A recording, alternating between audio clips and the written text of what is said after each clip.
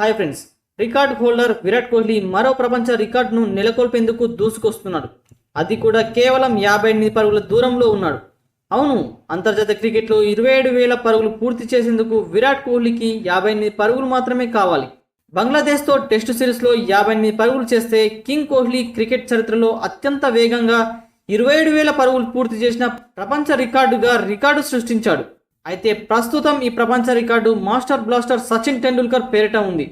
సచిన్ 623 ఇన్నింగ్స్లో, 226 test ఇన్నింగ్స్లు, 396 one day ఇన్నింగ్స్లు, ఒక T20 innings ద్వారా 27,000 పరుగులు పూర్తి చేశాడు.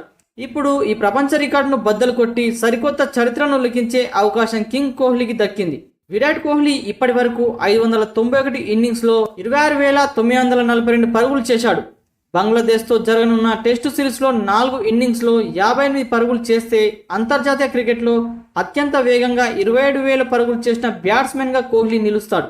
అంతేకాదు, ఈ ఘనత సాధించిన ప్రపంచంలో 4వ బ్యాట్స్మెన్గా రికార్డులకు ఎక్కనున్నాడు. సచిన్ టెండూల్కర్ 34,357 పరుగులతో అగ్రస్థానంలో ఉండగా, శ్రీలంక మాజీ వికెట్ కీపర్ బ్యాట్స్మెన్ కుమార సంగక్కర 28,016 పరుగులతో రెండో స్థానంలో నిలిచాడు. అలాగే ఆస్ట్రేలియా మాజీ కెప్టెన్ రికీ పాంటింగ్ 27,483 పరుగులతో మూడో స్థానంలో కొనసాగుతున్నాడు.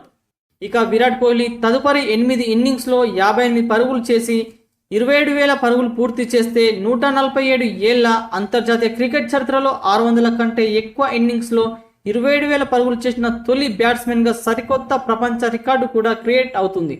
కాబట్టి బంగ్లాదేశ్తో జరిగే 2 మ్యాచ్ల టెస్ట్ సిరీస్లో కింగ్ కోహ్లీ బ్యాటింగ్తో గొప్ప రికార్డును ఆశించవచ్చు. ఫ్రెండ్స్, విరాట్ కోహ్లీ ప్రపంచ రికార్డు సాధించాలని కోరుకుంటూ మీ అభిప్రాయం ఏంటో కామెంట్ బాక్స్లో కామెంట్ చేయండి. అలానే వీడియోని లైక్ చేసి ఛానల్ని సబ్స్క్రైబ్ చేసుకోవడం మర్చిపోకండి. Thank you friends.